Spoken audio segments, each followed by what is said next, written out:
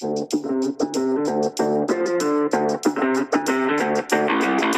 rock, rock, rock, rock, just rock, rock, rock, rock.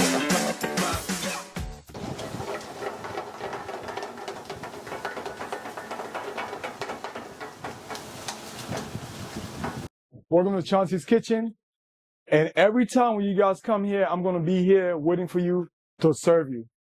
I don't care. Look, this is my restaurant. When you come here, you're going to come here and you're going to see me here serving you every day. So I will see you soon. Don't be late.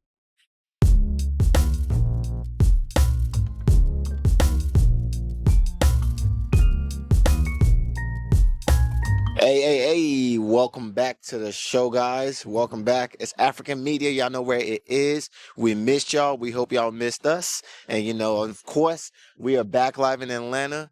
Definitely got a special one for you guys today. And we are wanting to showcase a great presentation with a great friend of ours. And, of course, show you everything that he has to offer. We are live here at Chef Cheuncy's Kitchen. And, of course, again, it's a brand new spot here in Atlanta. Stone Mountain, to be specific. I believe that's where we at.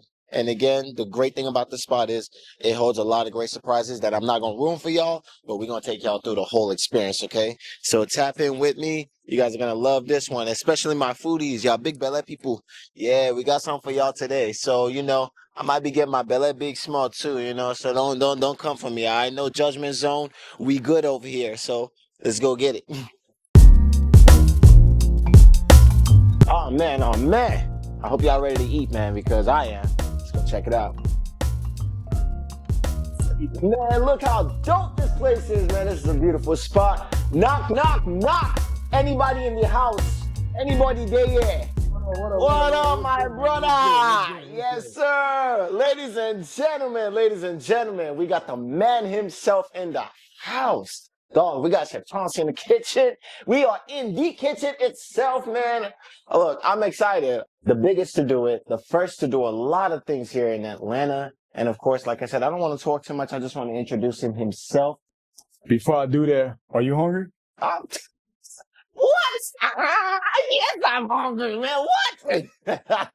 You want to eat now or you want to eat later on? We're going to eat later. We're here for you, Okay, so I'm going to let you give them the juice first, then I'm going to get into the juice myself. All right. Yes, I got sir. that palm butter wing now. That's probably dips. Don't tell them too much yet. Tell them too much yet. Yeah, look, man, guys. Y'all don't even know who we got in the building today, man. Like, look, we're about to get into all that. But like I said, the boss man, I want him to tell us a little bit about himself. I want him to tell us a little bit about his accomplishments because he has accomplished a lot. Even I myself, I can't even cover it all, you know? So, Chef, man, how did this all come to life? First of all, tell us who you are and where you repping. Because now, African man be this, you know, y'all take a good look. You're looking for an example of a man who's doing it right. You're looking at him right here, man. And of course, Chef, you've been doing this. Please take us on your journey, man. How did you start? I just want to tell you one thing, though. It is an honor you actually come here today. Thank you, sir. Thank you. You could have went anywhere else, but you chose to come to Cheuncy's Kitchen. And that right there means a lot to me. We chose here. Well, how I got started, man, it was a long journey, long up and coming. And I had this dream, I had this passion about putting Liberian food on the map, putting it to like the next level. And everything that I did, I wanted to actually be the first to actually do it. And I wanted to like do it right, not half-ass do it. I wanted to do it right. And to do something right, it takes time. It takes patience, dedication. It took all that. But every day, I started from nothing and I worked my way up. I went to culinary school. I graduated. But it never showed us how to make African cuisine on a fine dining level. They never showed us that. So that was something that we had to learn on our own out here in these streets. So I know how to make Mexican cuisine. I know how to make the French cuisine. I know how to make Chinese, everything out there. But African on that fine dining level, that's something that I had to learn in all the restaurants that I had worked at. And when I went to school, my culinary teacher told me that, well, African food is good, but the best food in Africa is the one on the streets. It's not in the restaurants. And he kind of had a point about that because I went home and I thought about that. I was like, wow, this man telling me the best food in Africa is on the streets. And you can agree to that. I can agree to that because when it comes to like the restaurants in Africa, it's not ran by Africans. It ran by Europeans. It ran by the Chinese. It ran by Lebanese. It ran by other foreigners, got their stuff there, making it all shiny and pretty. But the Africans are not in this fine dining restaurant putting kasali on a plate and serving it to you with a fork and a knife. They ain't doing that. We go deep into this deeper. And we might want to sit down for this. Oh yeah, we're going. Yeah, because you know, ladies and gentlemen, you know, please, chef, keep lead a long the way. way. I don't Lead the want you way. standing up.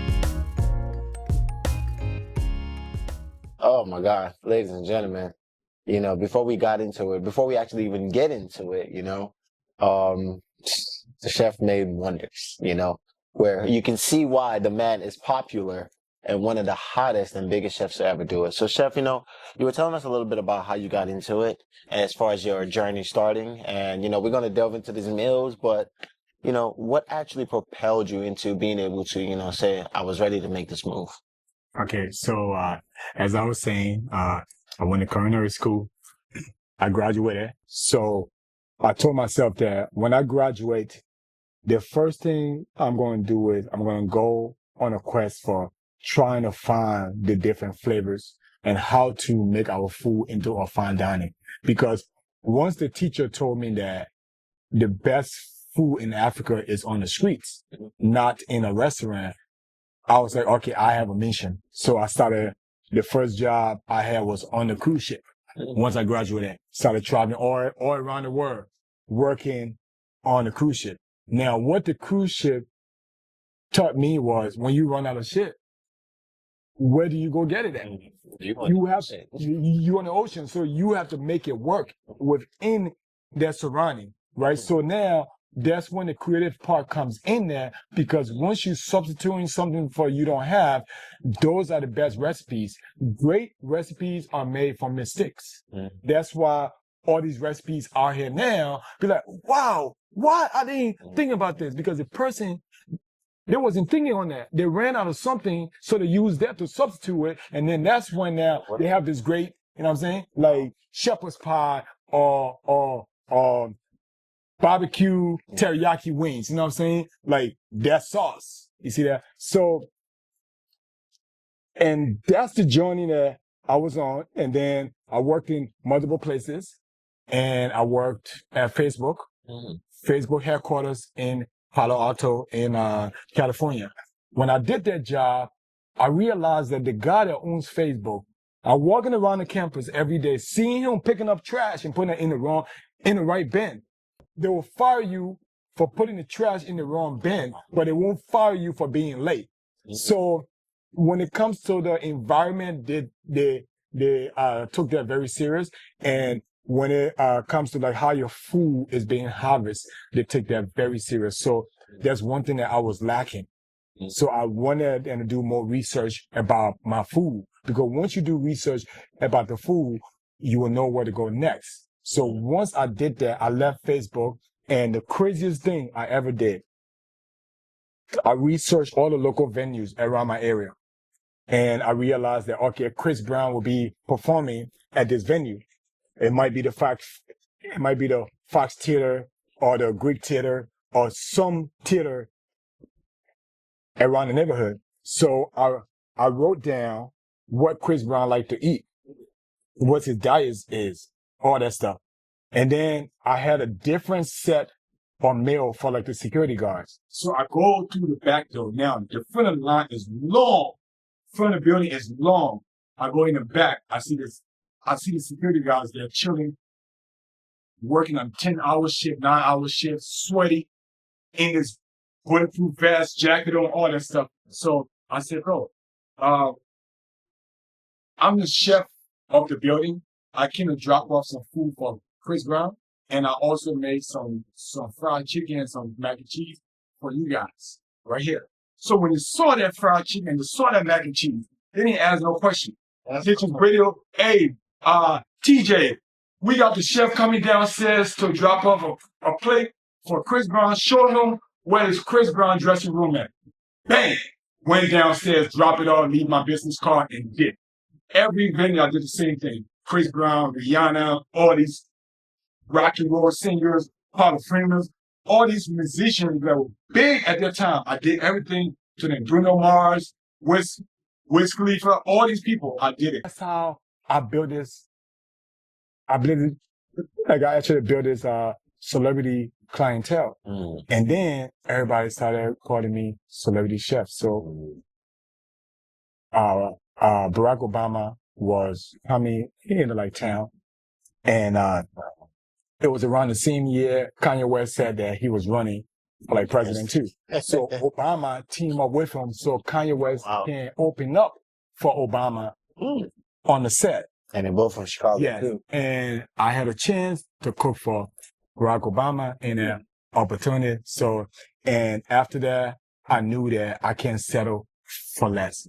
My time and my dream was like bigger, but I didn't have all the funds to fund that. So I had to go and work at regular restaurant, Jomo Africa restaurant. I was doing that. COVID happened. Put that down. I came to like Atlanta. Had another business partner.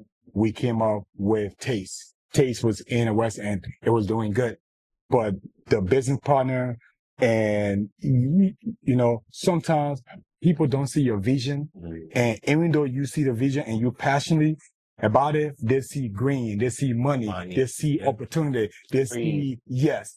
And once they see all that, sometimes stuff don't really work out the way how it should. So I left that. When I left that job, I was like, you know what? It's time for me to rebrand and come up with Cheuncy's Kitchen. But Cheuncy's Kitchen was born in a ghost kitchen. What is a ghost kitchen? During COVID, a lot of restaurants closed down. So they had these warehouses with multiple restaurants in it. So they will cook the food in a small kitchen, and then you just come in and pick it up through DoorDash, Uber Eats, all that stuff. But people can't really sit down at the spot because there's no sit down spot. It's just pick up, grab and go. So I went into that. And when I did that, 3 years stay there, work on my brand, marketing, logo, all that shit, put it out. Cheuncy's Kitchen was reborn. And then my girl, Chrissy, she was with me when I was going through all this struggle. When I was at Taste, she was there. When I was at the Ghost Kitchen, she was there. And she said, you know what, I've seen all the work that you have put in so far, and we're going to take this to like the next level and do it right. Is she Liberian herself? She's a Liberian. Nice. And did you guys meet in Liberia or here? Here, yes. She actually go by the name of Nurse Fufu on social media, so everybody knows her as that. But Nurse Fufu, shout out to the nurse herself, the madame who's, you know, I believe they say behind every strong man is a strong backbone, and that backbone is a woman, you know. Look, there's a lot of things we can try to accomplish ourselves, but having a strong woman definitely goes a long way, and I can definitely say that you say so yourself, you know? Yeah, and And all the business partners that I had, it didn't work out. I felt down. I felt like, well, why these people can't see my energy? Why can't they see my passion and it's just taking advantage of like me? When she came in, she motivated me. She boosted me up. She literally helped me get on my feet and encouraged me every day. And half of the menu, she loved to eat. So I test all the menu on her. And if it worked and she liked it, I put it on the menu. Excellent. Hey, babe, try this out. Do you like this? Yeah, I think you should add a little bit more onions to it. Okay, I'm going to do that. It's on the menu. You know what I'm saying? And I was able to create the menu through her. And then also to shout out to my daughter, because when I was going through all this stuff, her name is Cheuncy. When I was going through all these struggle in my life, she was right there with me too. This girl was 3 years old. I'm painting the wall in the restaurant. She passing me a paintbrush. Right ahead, daddy. You know what I'm saying? So all that right there, those are the people that been there. And shout out to the amazing God. God, and without him, none of this would have been possible. And just sending the right people in my life to make Cheuncy's Kitchen happen. When I came in here, this whole place was a dump. It was a dump. We had to raise the ceiling up, create a bar, work on the floor. I didn't know anything about construction. I had to literally Google stuff and YouTube stuff, how to put a plank down, how to put a floor down, how to paint the wall, how to do. I got a couple of people to like come and help me, but with them helping me, I had to be a leader to them helping me, because if I act like I don't know, then they're just going to do whatever. So I had to make myself know that, you know what, I'm the boss. I know how this pin goes on, even though I don't know, but I know when it comes to me paying you. So I literally monitor everything and was hands on everything. And she was there with me, Chrissy, and was there with me for us to do all this stuff. We fixed the bar, fixed the bathroom, did the floor, got a brand new appliances. Even to put the flag up, the city gave us a hard time. We had to get a special permit from the city just to put the Liberian flag up, because I didn't want it and to be a typical Liberian restaurant with the flag on the inside or hanging outside. I wanted it to be on the flagpole like you back home. And every time when that flag is up, the restaurant is open. When that flag comes down, we close. But how often does that flag come down? Maybe like once a week on like Monday, because we close on Monday. The rest of the week, we are open and that flag stays up, flying high. All the white people coming here, Americans coming here, they don't know that's a Liberian flag. They think that's an American flag. You know what I'm saying? But honestly, they might. Yeah, every day when that flag fly, I get to tell a little bit about my culture, about my story through that flag. And then too, it's such a great landmark. Sometimes people call the restaurant, hey, I'm trying to find a restaurant. Where is it at? I said, just follow the flag. Follow the flag and you're going to see the restaurant. Oh, that's the flag right there. Yes, come directly to that flag. And once they come in, they see it. Welcome to Cheuncy's Kitchen. You see this flag right here? I've been repping Liberia when it wasn't even so cool to be African. It came a time it wasn't cool to be African in America. I'm telling you that. But I stayed to my roots. And I know that my people, we have to change the way how we eat. We have to change the way how we cook our food.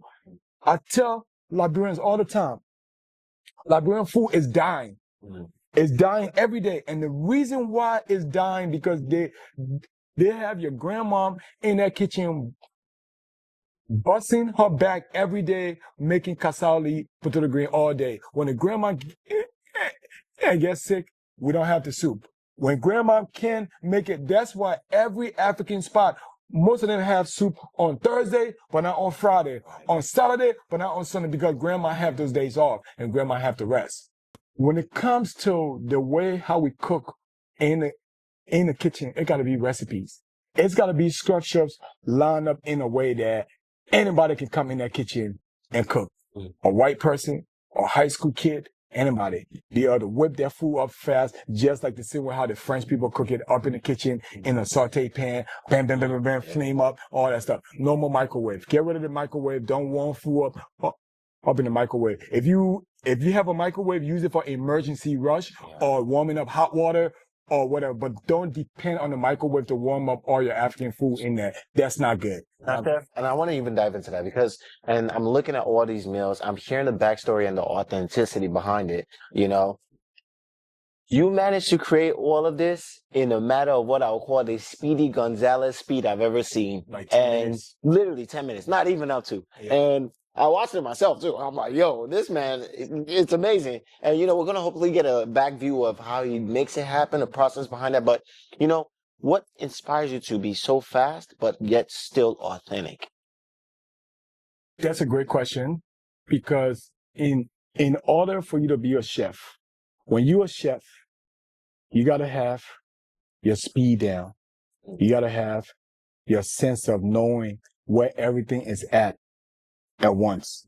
You got to have your taste, but you also have to have your presentation got to be on point. But your speed is the number one thing. You can be good at what you do and you slow at it, and then people always complain, say, don't go to that restaurant because you have to wait 5-6 hours for your food or 2 hours for your food. So that also is a problem. Most African restaurants, most of the time, they don't cook the soup from scratch. They have the soup in the freezer, like the warming up. We need to do better when it comes to like our prep time and our wait time. It gotta be better. You gotta be faster. You know what I'm saying? So make your stuff in a way that is prep.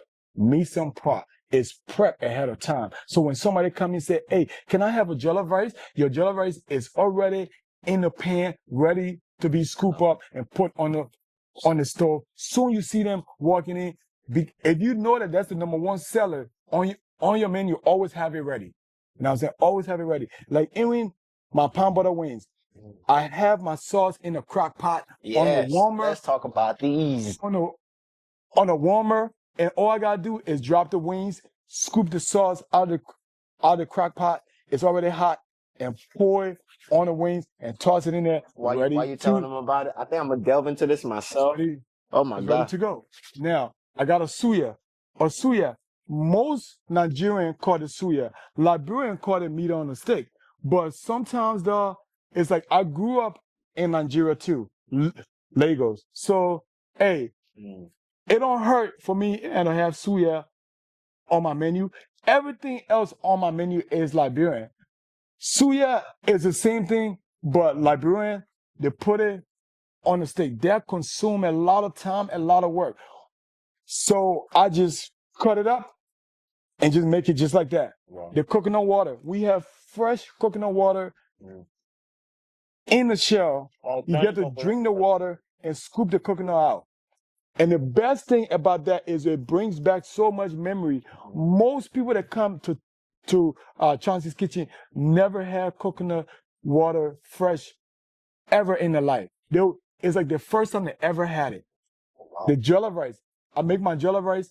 I don't make it and with no veggies and with no chicken stock or beef stock. I use veggie. Most of my stuff on the menu is plant-based. I make it vegetarian. My Liberian soup, I don't put meat in it. You can come in and have it as a vegan style. And if you want meat, you choose the meat that you want. Oh my God, guys. Look at this. And when it comes to like the Liberian food, and this is where the future lies at. Liberian food is very heavy. How can we find a way to make it light? I don't cook with MSG. I don't cook with salt. I don't use a lot of seasoning. I take the fresh herbs, put it in the oven, bake it, and grind it up. You don't use salt? I don't use salt. Wow. I don't use salt, and I don't use MSG seasoning. MSG seasoning, what is MSG seasoning? It's the Maggie cube. The Maggie cube that we use that have the shrimp seasoning, the beef seasoning, all that stuff is very bad for you. It's a bad process. It's very bad. The Chinese people used to make that back in the day. It used to come up in a clear crystal form. Make it tick. That was the original name. But it took that and make a beef cubes out of it and make a shrimp cube out of that. You know what I'm saying? But it's the same make it tick MSG. It just have a little season to it, but it's the same thing. Those stuff is bad for you. If you cut that out, that's how you can really tell how good are you as a chef. Because most chefs and most cooks in the African diaspora, they depend on that season, the flavor. Yeah, that's a trick. Like literally, If you cut that out, how good are you? How can you still season your food without that? And that's the main thing. And it took me a long time to figure this out. Now, when you look at my menu and you see the desserts, I have cayenne cheesecake. I got milk candy ice cream. I got coconut candy rice pudding. All this good stuff. I found a way to turn it into a full entree dessert. When you go to like a African restaurant, they serve you a little plate with milk candy on it and say right here. They serve you a plate with coconut candy, but there should be more added to that when it comes to the creativeness. And we got to think outside of the box. We cannot think little and just try to play it safe. Wow. This world that we live in now, if you don't make the difference, somebody else is going to make the difference, and then you're going to be left behind. Keep up with what is going on. Keep up with the game. Be aware of what's going on around you so you can grow yourself and grow the business. Chef, I'm tasting all this stuff. First of all, the first thing I will comment on is I love how flavored everything tastes, but it doesn't taste like overpacked. It's not overpowering. Yeah. In fact, it's so good to the point that it's not even overpowering in smell. Like how you be smelling the food like African kitchen normally, you be smell that for like 10 days, you be smelling like soup. And having an open kitchen concept, yes, a lot of people thought that it was going to be like the opposite of when you walk in, you just smell straight African food and you can get rid of the smell. And that's not true. You made all of this. I didn't even have 10 minutes. Yeah. Didn't even smell anything. Not saying it's not good though, but the flavor is so packed in there, but it's not overpowering. Everything is hitting to the T. In fact, if nobody say now they watch me, you will not be seeing me eating this attractive, but everything is so good. Like, chef, like I said, you sound like you have an amazing thing going here. You know, your food tacos are one of the most popular. With everything you've done, you've accomplished. Like I said, you've had celebrities, influencers, a lot of people who have stood behind your brand. You have had a lot of support behind your brand. I see a lot of great things coming from your brand. If you could leave any advice to anybody who's trying to, of course, go in the same path, because I'm not going to lie to you, there's not a lot of official culinary celebrity chefs, as far as who are from Africa, who are from our diaspora, and who even in the country where they're not from, they dive into doing something like this and are actually successful. So, if any advice you have for anybody who's trying to get in the same path as you, in the same field as you, you've given us a lot of knowledge so far. You've given us a lot of great food so far. What would be the last thing you would just have to say to them? The last thing I would have to say is, those of you guys out there that's like watching, you want to come closer. This journey that we on is not easy. Nobody prepares you for this.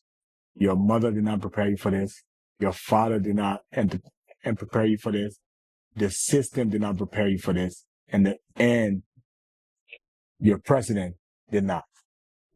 Everything that you want in this world, it's not going to be handed to you. You got to go out there and get it. But the most important thing is consistency every day.